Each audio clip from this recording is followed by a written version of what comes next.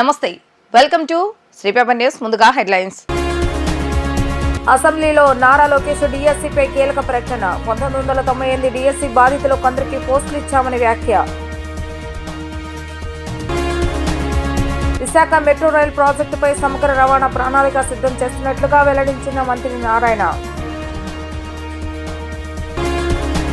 YCP అవివేకంతో మహిళా సంరక్షణ కార్యదర్శులు ఇబ్బందులు పడుతున్నారన్న హోంమంత్రి వంగల్పూడి అనిత. రాష్ట్ర విద్యాశాఖ మంత్రి నారా లోకేష్ ఇవాళ అసెంబ్లీలో డిఎస్సీపై కీలక ప్రకటన చేశారు. బీజేపీ ఎమ్మెల్యే విష్ణుకుమార్ రాజు అడిగిన ప్రశ్నకు సమాధానంగా లోకేష్ ఈ వివరాలు వెల్లడించారు. 1998 డిఎస్సీ బాధితులు కొందరికి పోస్టులు ఇచ్చామని ఆయన తెలిపారు. అలాగే ఇంకా 600 పోస్టులు ఖాళీగా ఉన్నాయని అన్నారు. త్వరలో వీటిని భర్తీ చేస్తామని తెలిపారు. లీగల్ సమస్యలు రాకుండా డిఎస్సీ నోటిఫికేషన్ ఇచ్చి వచ్చే ఏడాది ఈ ప్రక్రియ పూర్తి చేస్తామని అన్నారు. డిఎస్సీపై మంత్రి నారా లోకేష్ కీలక ప్రకటన చేశారు. ఇవాళ అసెంబ్లీలో లోకేష్ మాట్లాడుతూ ఎన్డీఏ ప్రభుత్వం తొలి సంతకం మెగా డిఎస్సీపై సంతకం చేస్తామని, 16,300 పోస్టులు భర్తీ చేస్తామని ప్రకటించారు. ముందుగా టెట్ నిర్వహించామని అన్నారు. సుమారుగా 595 ఖాళీలు ఇంకా ఉన్నాయని చెప్పారు.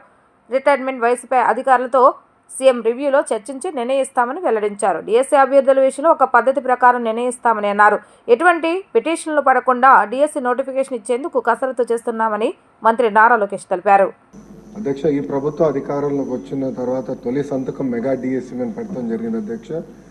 దాంట్లో కూడా అభ్యర్థులందరూ నాకు నా నంబర్ దాదాపు రాష్ట్రం అంతా తెలిసిపోయింది. సో అందరూ నాకే డైరెక్ట్గా మెసేజ్ పెడుతున్నారు. దాంట్లో ప్రధానంగా టెట్ ఏర్పాటు చేసి టెట్ తర్వాత డిఎస్సీ పెడితే బాగుంటుందని కోరటం జరిగింది. దాంట్లో భాగంగా మీరు చూస్తే టెట్ నిర్వహించాము. దాని తర్వాత ఇప్పుడు డిఎస్సీ కూడా త్వరలోనే మేము నోటిఫికేషన్ కూడా ఇవ్వబోతున్నాం అధ్యక్ష. దాంట్లో 16,000 పైచిలక పోస్టులు మళ్ళీ భర్తీ చేయబోతున్నాం అధ్యక్ష. గత ప్రభుత్వం 5 సంవత్సరాల్లో ఒక ఉపాధ్యాయ పోస్ట్ కూడా భర్తీ చేయలేదు, కాలయాపన చేస్తాం జరిగింది అధ్యక్ష. పెద్దలు అన్నట్టు ఈరోజు నిరుద్యోగ యువకులు ఆశతో మన ప్రభుత్వం వైపు చూశారు. వాళ్ళు పోరాడారు కనుకనే ఈరోజు పెద్ద ఎత్తున మనకి దాదాపు 93% సీట్లు మన ప్రభుత్వం కైవసం చేసుకుంటాం జరిగింది. సో ఒక బాధ్యత ఉంది. ఉద్యోగాల కల్పన అనేది ఒక లక్ష్యంగా పెట్టుకున్నాం. మన సూపర్ 6 మేనిఫెస్టోలో తొలి హామీ 5 సంవత్సరాలు 20 లక్షల ఉద్యోగాలు కల్పిస్తామని, దానికి ప్రత్యేకంగా గ్రూప్ ఆఫ్ మినిస్టర్స్ ఏర్పాటు చేసిన చైర్మన్గా కూడా గౌరవ ముఖ్యమంత్రి గారు నియమిస్తాం జరిగింది. ఒక వార్ ఫుటింగ్ బేసిస్ పైన ఉద్యోగాల కల్పన ఒక లక్ష్యంగా పెట్టుకుని మన ప్రభుత్వం ముందరికెళ్తుందండి. ఈ సభాముఖంగా ఆంధ్ర రాష్ట్ర ప్రజలు కూడా నేను తెలుపుతున్నా అధ్యక్ష. రాజుగారు చెప్పినట్లు ప్రధానంగా ఏంటంటే ఇక్కడ 2-3 విషయాలు చెప్పారు. ఒకటి, ఎంతమందికి ఇంకా అంటే వేకెన్సీస్ ఎంతమందికి ఆర్డర్స్ అనేది ఇష్యూ చేసాం అనే దానిపైన ఒక డిస్కషన్ ఉంది అధ్యక్ష. గత ప్రభుత్వం నోటిఫై చేసిన వేకెన్సీస్ 4,534 అధ్యక్ష. దాంట్లో అపాయింట్మెంట్ ఆర్డర్స్ ఇప్పటికి ఇచ్చింది 3,939. అంటే ఒక 600 సుమారుగా ఒక 600 వేకెన్సీస్ ఉన్నాయి. గౌరవ సభ్యులు ఇంకెక్కువ ఉన్నాయన్నారు అధ్యక్ష. ఆ వివరాలు నేను తీసుకుని దాన్ని ఎట్లా టేకప్ చేయాలో చేస్తాం అధ్యక్ష. రెండోది వచ్చేగల పెద్దలు అన్నట్టు రిటైర్మెంట్ బెనిఫిట్స్ అనేది ఫస్ట్గా ఎంటీఎస్కి ఉండదు. సో అది వర్తించదు అధ్యక్ష. ఇంకో పక్కన ఏంటంటే రిటైర్మెంట్ ఏజ్ వచ్చేగల ఎగ్జిస్టింగ్ ఎంటీఎస్ రూల్స్ అనేది 60 సంవత్సరాల నుండి ఉంది అధ్యక్ష. సో అది గౌరవ సభ్యులు కోరారు. అది నేను అధికారులతో చర్చించి మాకు గౌరవ ముఖ్యమంత్రి గారితో రివ్యూ మీటింగ్ అయినప్పుడు అది ఎట్లా టేకప్ చేయాలో అది కూడా డిస్కస్ చేస్తాను అధ్యక్ష. మీరు చూస్తే చాలా స్పష్టంగా నేను చెప్పదలుచుకుంది ఏంటంటే 1998 డిఎస్సీలో 22,542 పోస్టులు శాంక్షన్ అవుతే ఫిల్ అయింది 18,008 పోస్టులు. అంటే పెండింగ్ 4,534 పోస్టులు క్యారీ ఫార్వర్డ్. దాంట్లో 3,939 పోస్టులు ఎంటీఎస్ ద్వారా అపాయింట్మెంట్ అయింది. మిగిలింది 595 పోస్టులు అధ్యక్ష. ఫస్ట్ ఆ నంబర్ వస్తాం అధ్యక్ష. కేంద్రం నుంచి అనుమతులు రాగానే విశాఖ మెట్రో రైల్ ప్రాజెక్టు పనులు ప్రారంభిస్తామని మంత్రి నారాయణ తెలిపారు. రెండో రోజు అసెంబ్లీ సమావేశంలో భాగంగా ప్రశ్నోత్తరాల్లో విశాఖ తెదేపా ఎమ్మెల్యేలు అడిగిన ప్రశ్నలకు ఆయన సమాధానం ఇచ్చారు. విశాఖ మెట్రో రైల్ ప్రాజెక్టుపై డిపిఆర్ను సిద్ధం చేస్తామని, ఇప్పటికే దీన్ని కేంద్రానికి పంపినట్లుగా వెల్లడించారు. అక్కడి నుంచి అనుమతులు రాగానే పనులు ప్రారంభిస్తామని వివరించారు. అసెంబ్లీ సమావేశాల్లో ప్రశ్నోత్తరాల్లో భాగంగా మంత్రి నారాయణ విశాఖ మెట్రో రైల్ ప్రాజెక్టుపై సమాధానం చెప్పారు. విశాఖ టీడీపీ ఎమ్మెల్యేలు అడిగిన ప్రశ్నలకు మంత్రి జవాబులిచ్చారు. విశాఖ మెట్రో రైల్ ప్రాజెక్టుపై సమగ్ర రవాణా ప్రణాళిక సిద్ధం చేసినట్లుగా తెలిపారు. కేంద్ర ప్రభుత్వం నుంచి అనుమతులు వచ్చిన వెంటనే ప్రాజెక్టు పనులు ప్రారంభిస్తామని చెప్పారు. మెట్రో రైలు రాకుండా గత ప్రభుత్వం కక్షపూరితంగా పక్కన పెట్టేసిందని మంత్రి విమర్శించారు. మెట్రో ప్రాజెక్టుపై స్వయంగా కేంద్ర మంత్రిని కలిసినట్లుగా మంత్రి నారాయణ వెల్లడించారు. ఇందులో ఫేజ్ 1లో కారిడార్ 1 స్టీల్ ప్లాంట్ నుంచి కొమ్మాడి వరకు 34.4 కిలోమీటర్లు, 29 స్టేషన్స్. కారిడార్ 2 గురుద్వారం నుంచి ఓల్డ్ పోస్ట్ ఆఫీస్ వరకు 5.07 కిలోమీటర్లు, అది 6 స్టేషన్స్. కారిడార్ 3 తాడిచెర్లపాలెం నుంచి చిన్నవాల్టేరు వరకు 6.75 కిలోమీటర్స్, 7 స్టేషన్స్. మొత్తం వెరిసి 46.23 కిలోమీటర్లు, 42 స్టేషన్స్. 11,495 కోట్లతో యాక్చువల్గా ఇది ఎస్టిమేషన్ చేపట్టింది అధ్యక్ష. అయితే ఫేజ్ 2 కొమ్మాడి నుంచి భోగాపురం ఎయిర్పోర్ట్ వరకు 30.67 కిలోమీటర్లు, 12 స్టేషన్స్. మొత్తం కలిస్తే 76.9 కిలోమీటర్లు. అయితే ఫస్ట్ ఫేజ్ యాక్చువల్గా చేసి తర్వాత సెకండ్ ఫేజ్ పోతామని, ఎందుకంటే ఇండియాలో ఎక్కడ చేసినా వాళ్ళు ఫేజ్ 1, ఫేజ్ 2 లెక్కన చేశారు. అవన్నీ కూడా స్టడీ చేశాము. దాని మీద ఫేజ్ 1 యాక్చువల్గా శాంక్షన్ చేయమని కేంద్ర ప్రభుత్వాన్ని అడగటం జరిగింది అధ్యక్ష. ఇక్కడ రీసెంట్గా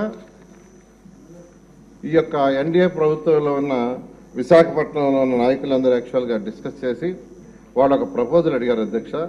ఏదైతే ఇప్పుడు యాక్చువల్గా ఈ మెట్రో లైన్ పోతుందో అక్కడ ఎక్కువ జంక్షన్స్ వస్తున్నాయి, క్రాసింగ్స్ వస్తున్నాయి.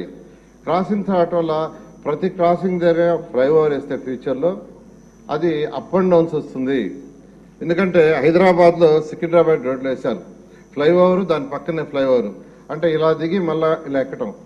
అలాంటి ప్రాబ్లమ్స్ రాకుండా ఉండటానికి, జంక్షన్లో ట్రాఫిక్ బ్లాక్ కాకుండా ఉండటానికి అక్కడ ఎన్నాడ, హనుమంతవాక, మద్దెలపాలెం, విప్రో జంక్షను, గురుద్వారా, అక్కాయపాలెం, తాడిచెర్లపాలెం వీటిలో 14 కిలోమీటర్లు, 8 స్టేషన్స్.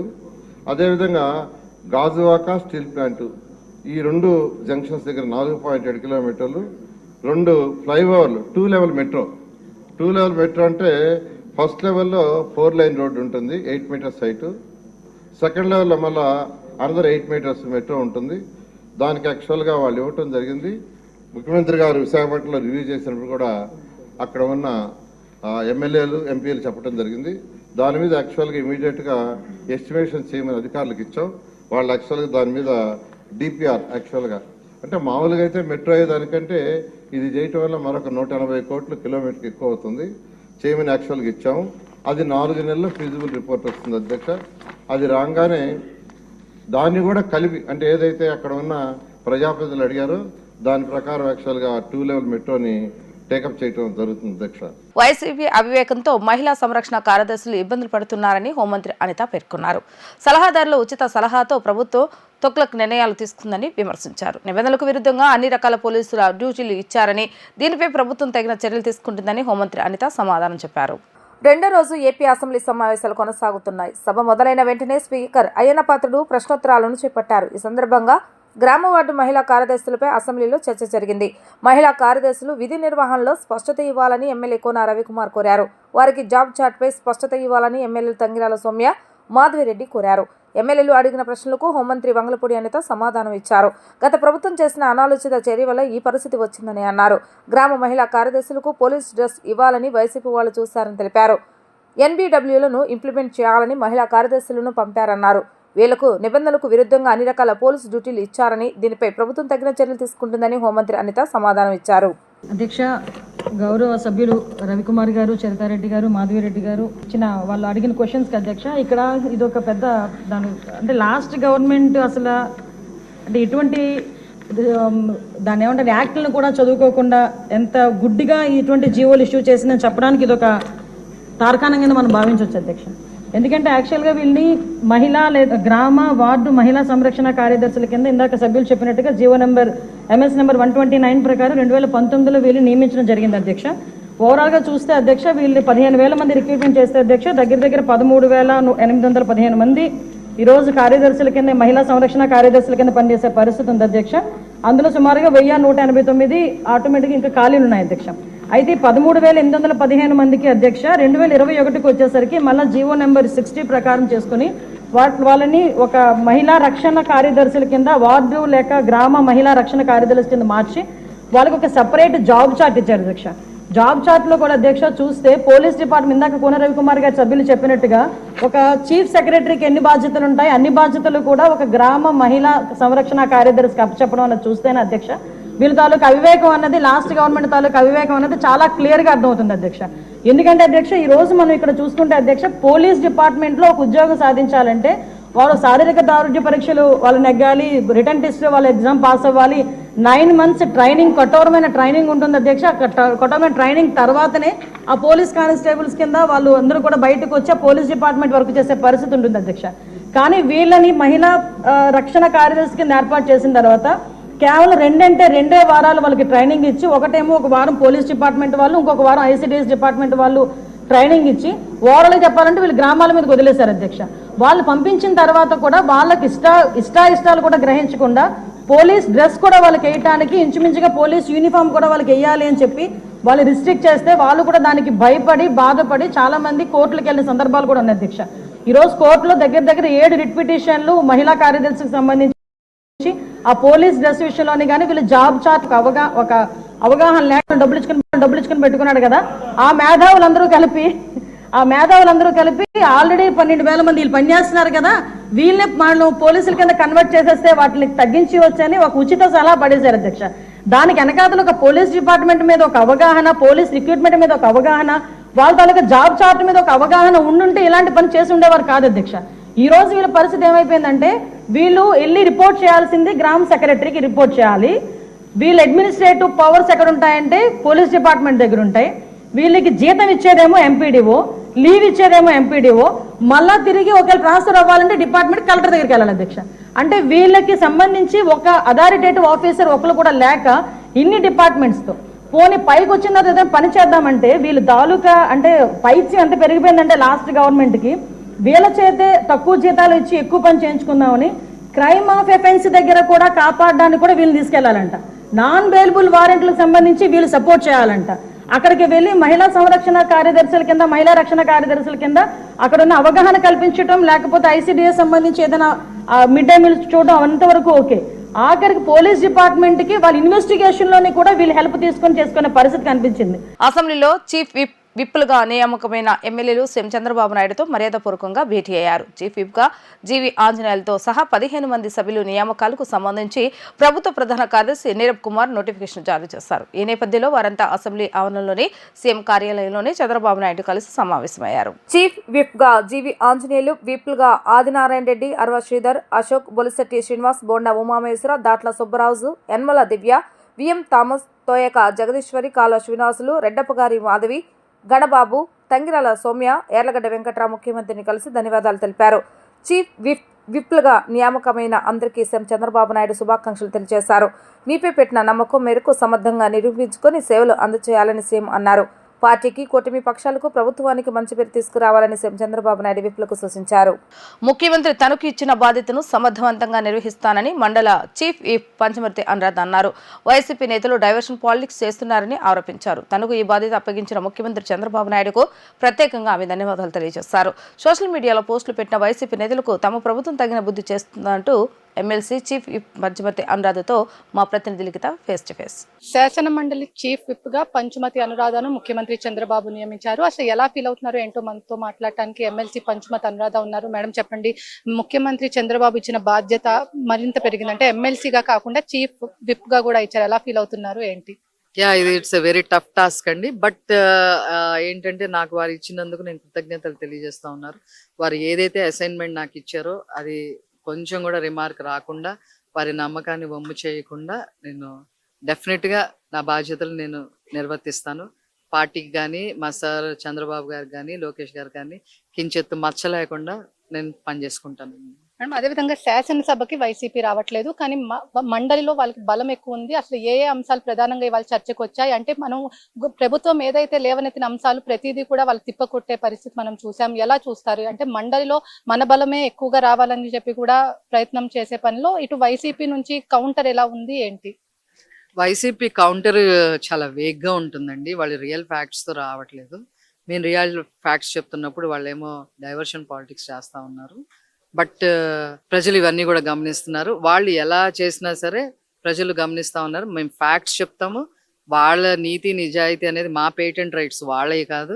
సో అదే మమ్మల్ని నిలబెడుతుంది. మేడం అదేవిధంగా సోషల్ మీడియాలో కూడా అనేక ఆరోపణలు కూడా చేశారు మన మీద. గత ప్రభుత్వంలో వాళ్ళు అధికారంలో ఉన్నప్పుడు మీ మీద కూడా బాడీ షేమింగ్ కానీ ఇవన్నీ చేసిన పరిస్థితి. ఇప్పుడు వాళ్ళు సజ్జల భార్గవ్ రెడ్డి ఆధ్వర్యంలోనే ఇవన్నీ జరిగినాయని కూడా కడప డిఐజీ చెప్పారు. అసలు ఎలాంటి చర్యలు ఉండబోతున్నాయి ఏంటి? ఎలాంటి చర్యలు ఉండబోతున్నాయి అనేది మా హోంమంత్రి గారు, ఆ తర్వాత పోలీస్ వ్యవస్థ వాళ్ళు చెప్తారండి. ఎనీథింగ్ ఏదైనా రాజ్యాంగబద్ధంగానే అందరూ నడుచుకుంటారు తప్ప వ్యక్తిగతంగా కక్షలు తీర్చుకునే పరిస్థితి ఈ గవర్నమెంట్ లో ఉండదండి. Thank you. మొత్తం మీద చూసుకున్నట్లయితే చీఫ్ విత్ బాధ్యతలు తను సక్రమంగా నెరవేర్స్తానని చెప్పి, అదేవిధంగా ముఖ్యమంత్రి చంద్రబాబు, అదేవిధంగా లోకేష్ కూడా ఎలాంటి ఇబ్బందులు లేకుండా కూడా తనకి ఇచ్చిన పదవి కూడా బాధ్యతగా నిర్వహిస్తానని చెప్పి కూడా ఇక్కడ చీఫ్ విప్ అనురాధ అయితే చెప్తున్నారు. కానీ వైసీపీ నేతలు ఇటు డైవర్షన్ పాలిటిక్స్ చేస్తున్నారని చెప్పి కూడా ఆవిడ ఇక్కడ ఆరోపిస్తున్న పరిస్థితి. ఇక్కడ ఉన్న పరిస్థితి. వీడియో జర్నలిస్ట్ అఖిల్తో లిఖిత, డిజిటల్ న్యూస్, అసెంబ్లీ నుంచి. గుడివాడలో అర్ధరాత్రి రోడ్డు ప్రమాదం చోటు చేసుకుంది. ఈ ప్రమాదంలో వ్యక్తి మృతి చెందారు. వివరాలు ప్రకారం గుడివాడ పట్టణం బంటుమిల్లి రోడ్డు ఎర్రబడ్డి సెంటర్ వద్ద అర్ధరాత్రి ఎదురుగా వస్తున్న ద్విచక్ర వాహనాన్ని లారీ ఢీకొట్టింది. ఈ ప్రమాదంలో వాహనదారుడు అక్కడికక్కడే మృతి చెందాడు. మృతుడు గుడివాడ డైవర్స్ కాలనీకి చెందిన లారీ డ్రైవరు ముదుగుముడి రంగారావుగా గుర్తించారు. సమాచారం అందుకున్న పోలీసులు ఘటనా స్థలానికి చేరుకొని మృతదేహాన్ని గుడివాడ ప్రభుత్వ ఏరియా హాస్పిటల్కి తరలించారు. ప్రమాదానికి సంబంధించిన సీసీ వీడియో వైరల్ అవుతుంది. ఇప్పుడు గుడివాడ పట్టణంలో ఆవులు విపరీతంగా సంచరించడం, రాత్రిపూట యాక్సిడెంట్లు కూడా జరుగుతూ ఉన్నాయి. ఉదాహరణకి అర్ధరాత్రి బంటుమిల్లి రోడ్లో ఆవులు అడ్డం రావడం రీత్యా బైక్ మీద వచ్చే మోదుగుమూడి రంగారావు గారు 44 సంవత్సరాలు, డ్రైవర్స్ కాలనీ గుడివాడ పట్టణంలోనే ఆనుకుని నివసిస్తూ ఉంటారు. ఆయన బంటుమిల్లి రోడ్లోకి వచ్చినప్పుడు రాత్రి 12 గంటల ఆ ప్రాంతంలో వచ్చినప్పుడు ఆవులు అడ్డం రావటం రీత్యా ఆయన పక్కకి తీసిన సందర్భంలో లారీ కింద పడి చనిపోవడం జరిగింది. కానీ లారీ కూడా ఆపుకోకుండా లారీ డ్రైవరు వెళ్ళిపోయిన పరిస్థితి ఉంది. కాబట్టి గుడివాడ పట్టణంలో రోడ్ల మీద విపరీతంగా సంచరిస్తున్న ఆవుల వలన ఈ మరణం జరిగింది. రంగారావు గారు చనిపోవడానికి ఆవులు రోడ్డు మీద ఉండటం రీత్యానే జరిగింది. కాబట్టి ఇప్పటికైనా మున్సిపల్ అధికారులు రోడ్ల మీద ఆవుల్ని సంచరించడం దాన్ని వాళ్ళ కంట్రోల్ నియంత్రిస్తే ఒక ప్రాణాలు బతికే పరిస్థితి. రాత్రిపూట కానీ లేదా వర్షాలు పడ్డ సందర్భాల్లో కానీ రోడ్ల మీదకి వస్తున్నాయి, రోడ్ల మీద ఆవులు ఉండటం, మనం దగ్గరకు వచ్చేదాకా కనపడకపోవడం ఇవన్నీ జరుగుతున్నాయి. కాబట్టి రంగారావు గారు ప్రాణం పోవడానికి ప్రధాన కారణం ఆవులు అడ్డం రావడం రీత్యానే ఆయన లారీ కింద పడి మరణించారు. కాబట్టి ప్రభుత్వం ఈ విషయంలో జోక్యం చేసుకుని ఆ కుటుంబానికి న్యాయం చేయవలసిందిగా మేము సిపిఎం పార్టీగా ఈ ప్రభుత్వాన్ని కోరుతా ఉన్నాం. గత 5 ఏళ్ల వైసీపీ పాలనలో అమలుకు నోచుకుని ఎస్సీ ఎస్టీ కులాల 27 రకాల సంక్షేమ పథకాలను పునరుద్ధరించి నిధులను కేటాయించాలని అమరావతి బహుజన ఐకాస అధ్యక్షులు పోతుల బాలకోటయ్య ప్రభుత్వాన్ని కోరారు. మాజీ ముఖ్యమంత్రి వైఎస్ జగన్మోహన్ రెడ్డి పరిపాలనలో దగ్గపడ్డది, దిగులు పడ్డది ఎస్సీ ఎస్టీలేనని ఆయన అన్నారు. ప్రెస్ క్లబ్ లో ఏర్పాటు చేసిన మీడియా సమావేశంలో అమరావతి బహుజన ఐకాస అధ్యక్షులు పోతుల బాలకోటయ్య మాట్లాడుతూ 5 ఏళ్లు నెత్తి నోరు కొట్టుకొని చెప్పినా జగన్మోహన్ రెడ్డి వినలేదన్నారు. దశాబ్దాలుగా ఆయా ప్రభుత్వాలు అమలు చేసిన సంక్షేమ పథకాలతో పాటు ఎస్సీ ఎస్టీ సప్లాన్ నిధుల కోసం పోరాడామని గుర్తు చేశారు.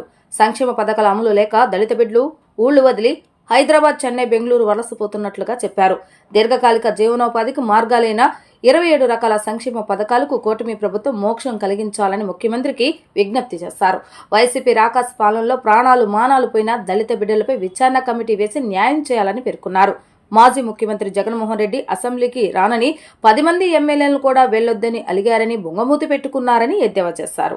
5 ఏళ్ల పాటు జగన్ చెప్పిన దద్దమ్మల్లా శాసనమండలిలో కాలక్షేపం చేసేలా ఉన్నారని, పవిత్రమైన శాసనసభకు మాత్రం రారని తెలిపారు. దీంతో దానవీర సూరకన్న సినిమాలోని శ్రీకృష్ణుడు, దుర్యోధనుడు, కర్ణుడు 3 పాత్రలు ఎన్టీఆర్ పోషించినట్లు అధికార పక్షమైన ప్రతిపక్షమైన ముఖ్యమంత్రి చంద్రబాబు నాయుడు పోషించాలని అభిప్రాయపడ్డారు. స్పీకర్ గారు చెప్పారు, రాష్ట్ర అసెంబ్లీ బడ్జెట్ సమావేశాల్లో ఎమ్మెల్యేలు పాల్గొవాలి, మీరు మాట్లాడాలి, ప్రభుత్వానికి సూచనలు ఇవ్వాలి అని.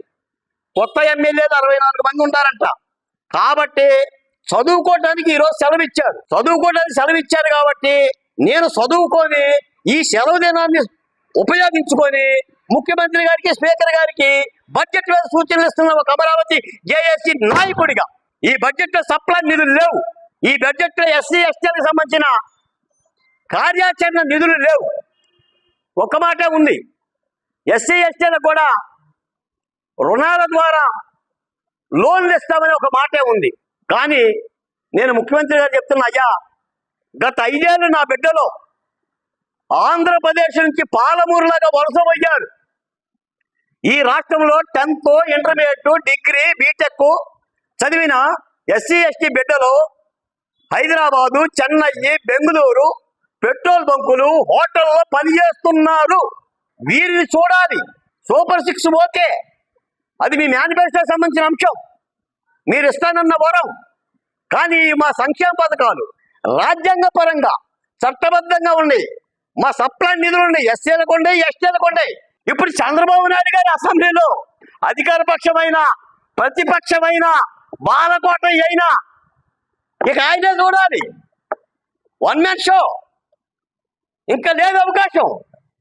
సిపిఐ, సిపిఎం, కాంగ్రెస్ లాంటి పార్టీలు ఉన్నాయంటే వాళ్ళకి ప్రాతినిధ్యం లేదు. రాముడి భీముడు సినిమా ఉంది, పాస్ సినిమా.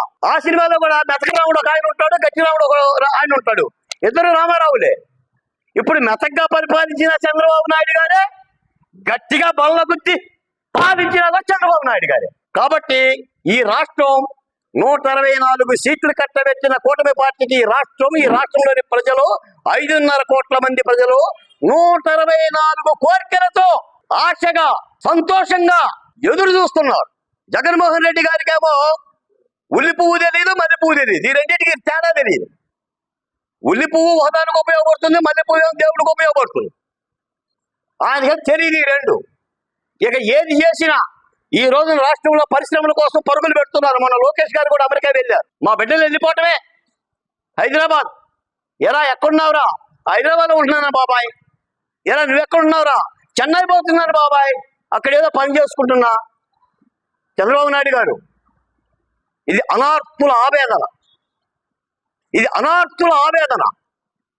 ఇది ఒక సామాజిక న్యాయ పరిపాలన కోసం ఎస్సీ ఎస్టీలు ఎదురు చూస్తున్న ఒక అద్భుతమైన సన్నివేశం. ఈ రాష్ట్రంలో సామాజిక న్యాయం జరిగితేరాలే.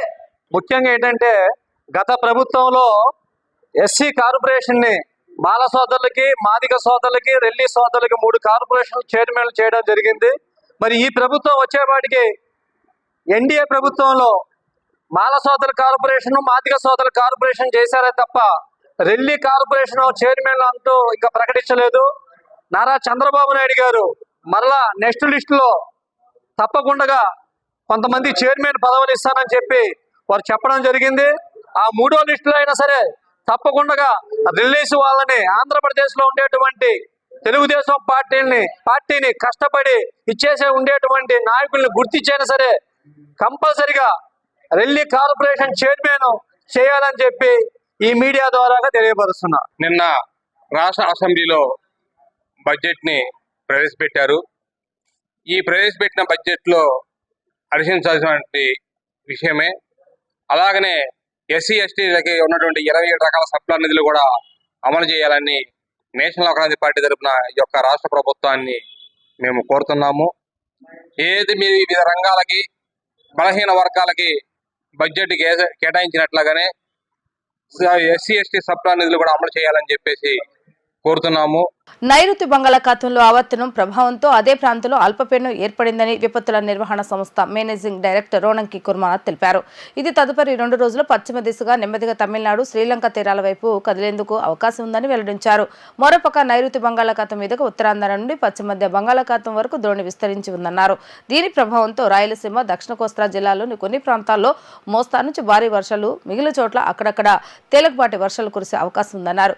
వర్షాల నేపథ్యంలో వరి కోతలు, ఇతర వ్యవసాయ పనుల్లో రైతులు తగిన జాగ్రత్తలు తీసుకోవాలని, ప్రజలు అప్రమత్తంగా ఉండాలని కోరారు. వార్తలు ముగించే ముందు హెడ్లైన్స్ మరొకసారి. అసెంబ్లీలో నారా లోకేష్ డిఎస్సీపై కీలక ప్రకటన. 1998 డిఎస్సీ బాధితులు కొందరికి పోస్టులు ఇచ్చామని వ్యాఖ్య. విశాఖ మెట్రో రైల్ ప్రాజెక్టుపై సమగ్ర రవాణా ప్రణాళిక సిద్ధం చేస్తున్నట్లుగా వెల్లడించిన మంత్రి నారాయణ. వైసీపీ అవివేకంతో మహిళా సంరక్షణ కార్యదర్శులు ఇబ్బందులు పడుతున్నారన్న హోంమంత్రి వంగల్పూడి అనిత. ఇవి రోజు వార్తా విశేషాలు. మరలా తిరిగి ప్రసారమే వార్తలు మళ్ళీ కలుద్దాం. అంతవరకు సెలవు. నమస్కారం.